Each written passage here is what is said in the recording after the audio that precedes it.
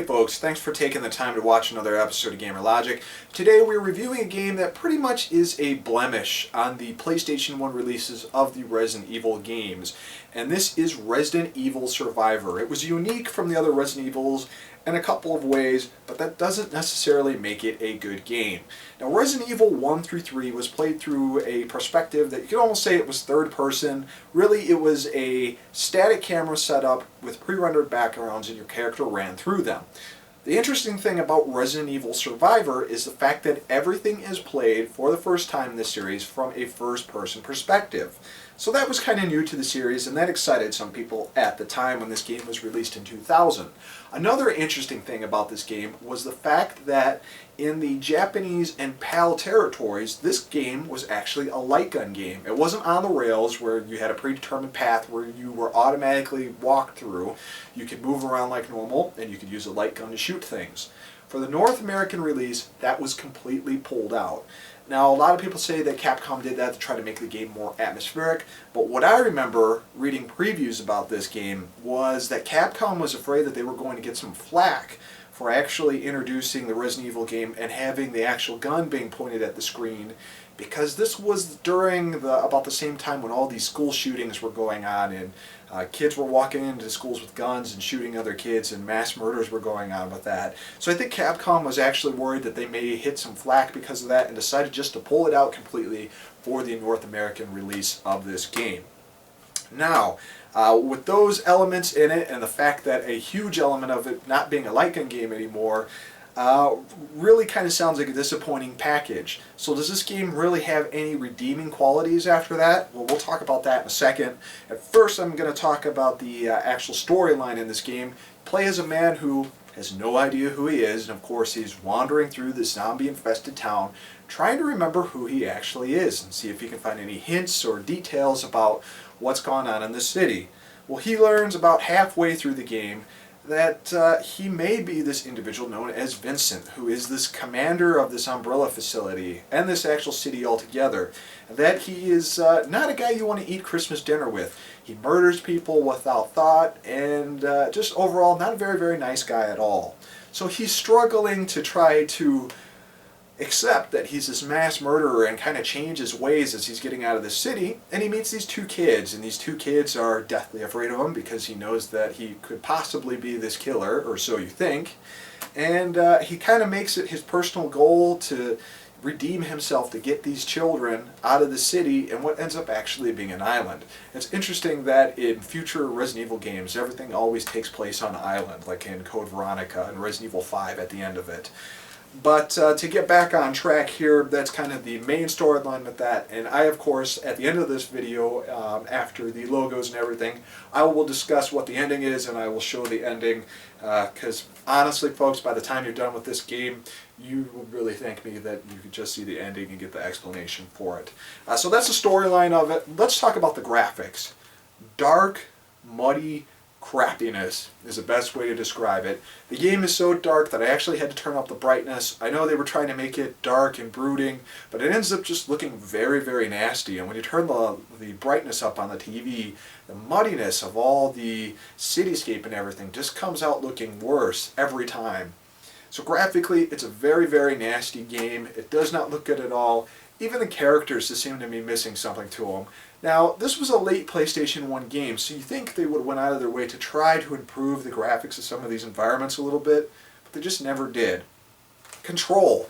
Now, thankfully, it at least has analog control support. It does have vibration with it, but trying to play this thing with the D-pad is just god-awful. So I played this through this game with the actual analog sticks. The left analog stick will do your moving, your walking, and the right thumbstick does not do just separate aiming. Instead, they decided to assign the inventory and a couple other functions to the down part of the right-hand analog stick. It's very confusing at first because you're moving that right analog stick and you're wondering why your inventory came up. Another thing is the inventory system from all the other Resident Evil games are loaded into this. So there's no easy way to switch from, say, a handgun to a shotgun as you're being butchered to death by enemies. So all in all, it's another thing with the controls that's very disappointing. And even in a first-person perspective, you literally have to hold the shoulder button and hit X to shoot. You cannot move while you're shooting in this. And in a first-person perspective, you need to be able to move from a lot of these enemies, especially when they're jumping into you and smashing you with various things. So very, very annoying there. The music in this game is hit or miss. It does have some redeeming music tracks from it, as Resident Evil has always had some good creepy score-ish music to it. A lot of piano stuff in it, which is very, very nice. The sound quality, though, is absolutely awful when it comes to the voiceovers. And I mean that in two ways. One, the voice acting is worse than the first Resident Evil. And two, I don't know if they recorded the vocals in a steel tank, but you get that constant reverbing, echoing effect hitting against everything when any of these characters talk. That, and they must have been eating the microphone when they were actually recording the vocals. They're evilly distorted, and when I say evilly, I don't mean in a creepy way. I mean in a, oh my god, my eardrum just popped way. It's awful. Very, very grating voiceovers just because of how loud they were recorded. Now you would think that you would be able to hear that at least over the music. The music and the voice are poorly mixed together, so they're constantly fighting each other. You'll hear the very loud parts of the vocals, but then you'll hear the droning piano over it. It just sounds very messy and muddy. You can tell they rushed the English translation of this game.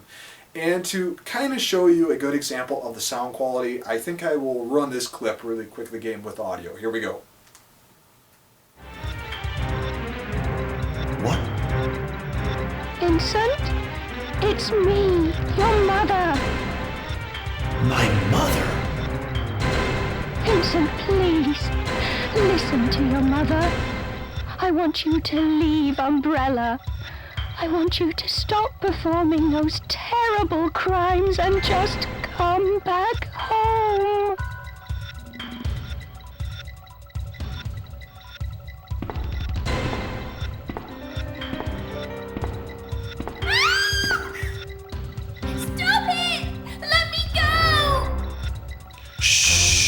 Don't be afraid. I'm not going to hurt you. What is the tape you're listening to?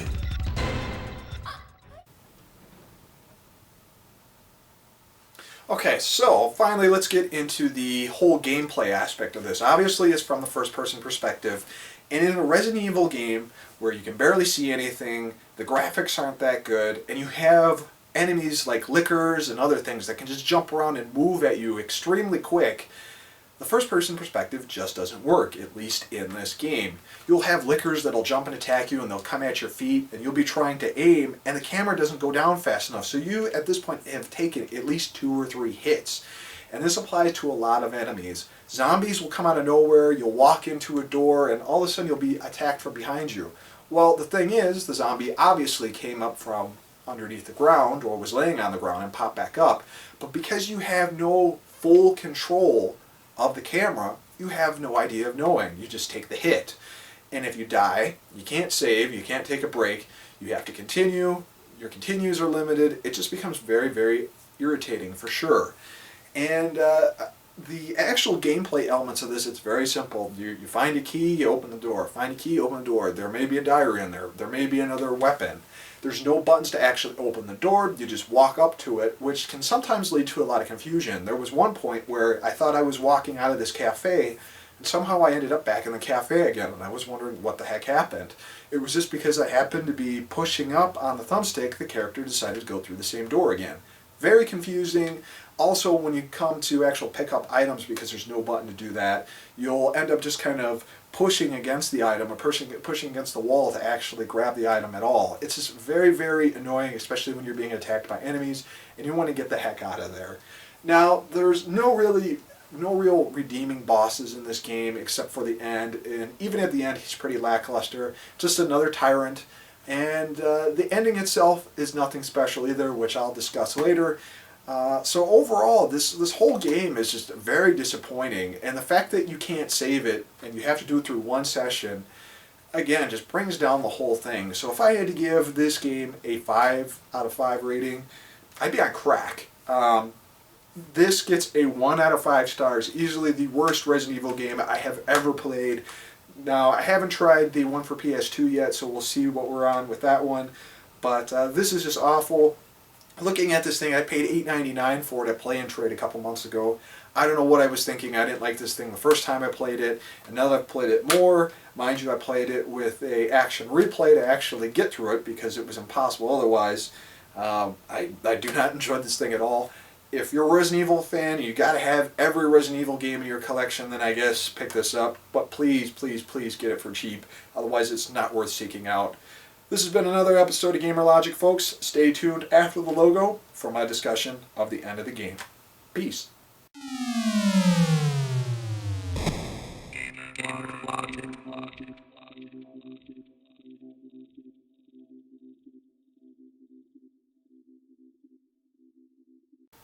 Okay, folks, obviously you guys are still here, so you want me to talk about the crap fest that is Resident Evil Survivor, at least what the whole plot and what the ending is. I will be showing the ending as well. To sum this plot up very, very quickly is the fact that the character you play as does not remember who he is. He finds out in the middle of the game that he could be Vincent, an evil dictator slash killer who runs the city, who is trying to rise up the ranks of the Umbrella Corporation. He finds out near the end of the game that he's not Vincent, he's actually Ark Thompson, who's a friend of Leon, and Leon has asked Ark to go to this city to try to see what's going on, if it's another Raccoon City event.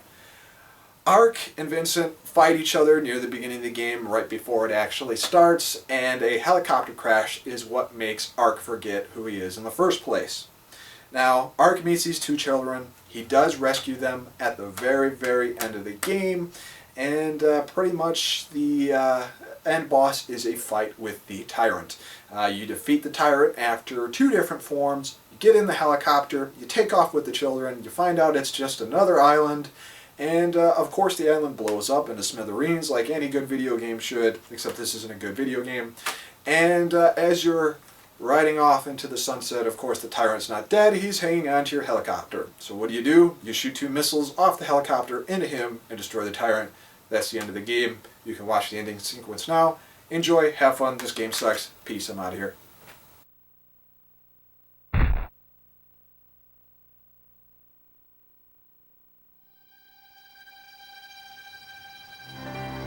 Hurry!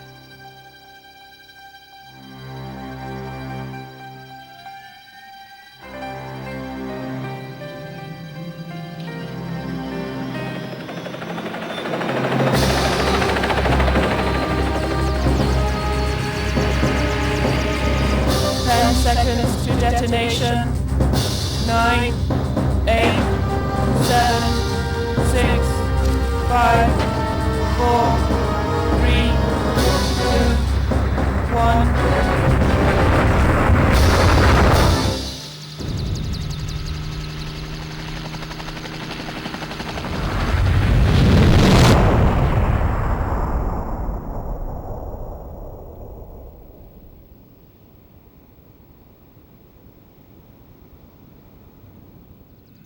We're safe.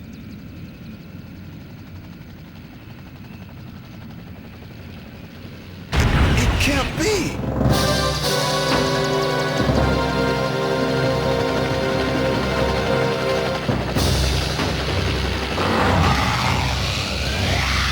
Get down!